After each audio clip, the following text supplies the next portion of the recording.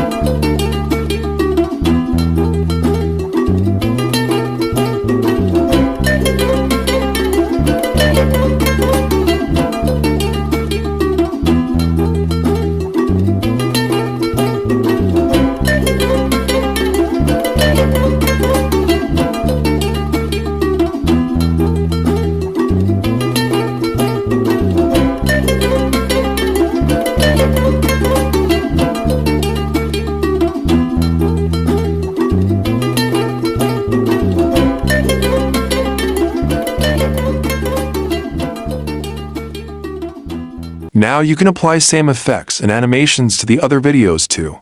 If you think this video is great, don't forget to like it. Have a nice day.